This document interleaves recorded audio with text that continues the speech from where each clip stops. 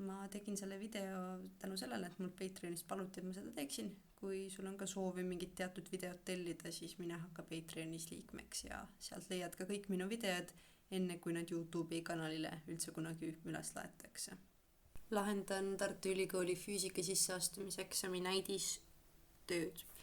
4. ülesanne küsitakse füüsikalist suurust, mis kirjeldab töö tegemise kiirust ehk ajaühikus tehtud tööd.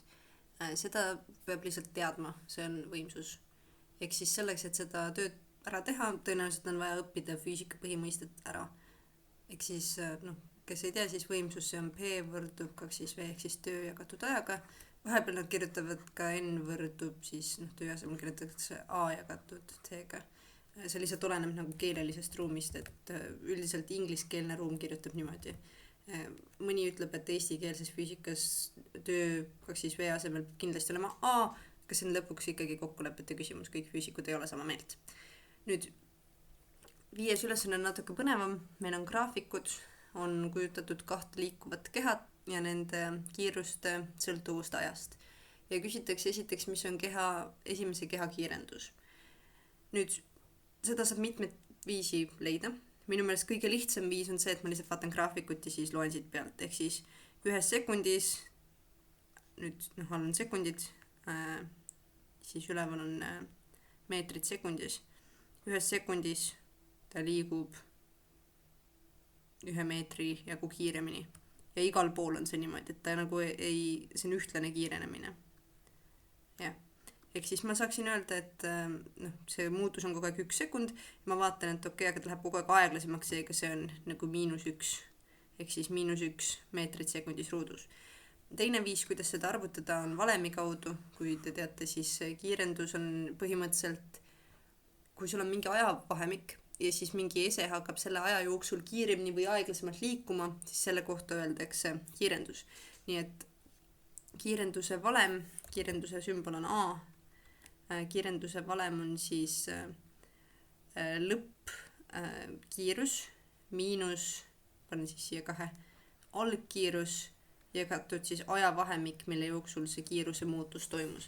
Ehk siis, kui ma siin tahan seda arvutada, siis ma võtaks lõppkiirus, mis meil on siin, on -2 meetrit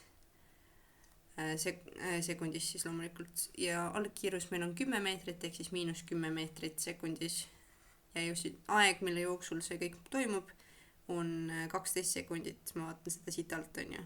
Algab 0-st, lõpeb 12-ga, see 12 sekundi jooksul see kõik toimub. 12.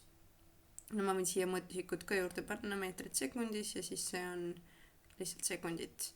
Ja nüüd, mis meil jääb, on -12 jagatud 12-ga meil on -1 ja siis ühik on meeter sekundis ruudus. Ehk siis annab sama vastuse, minu meelest kiirem on lihtsalt graafiku pealt vaadata.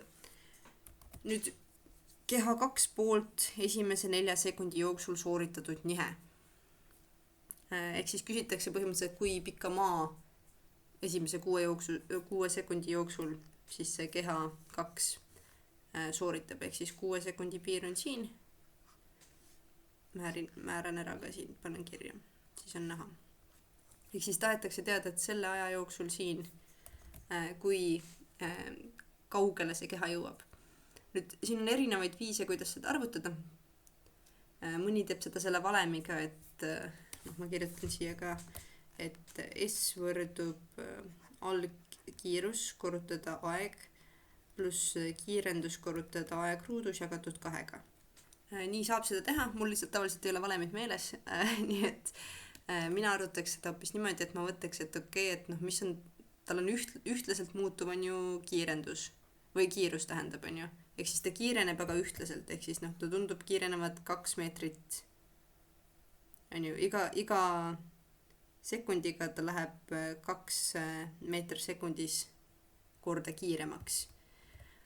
Ehk siis, mis ma saan teha, on see, kuna ta on ühtlaselt kiirenev, siis ma saan arvutada seda niimoodi, et ma võtan keskmise kiiruse ja siis korrutan seda 6 sekundiga. See minu meelest on lihtsalt, nagu mulle jääb paremini meelde, ehk siis kui keskmine kiirus meil on lihtsalt, et arvutada keskmist kiirust, siis ma võtan esimese kiiruse ja teise kiiruse, meil on siis algkiirus ja lõppkiirus ja jagan 2, ehk siis see on põhimõtteliselt nagu aritmeetilise keskmise leidmisena. Nii, ehk siis mul on -2 pluss 10 jagatud 2. Need ma lugesin siit lihtsalt graafiku pealt, siit tuleb 10, siit tuleb -2.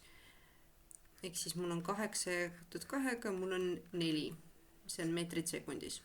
Ehk siis keskmine kiirus on 4 meetrit sekundis, nüüd ta liigub 6 sekundit, ehk siis ütleme, et nihe see on S on ju, meil on siis aeg korrutada kiirus,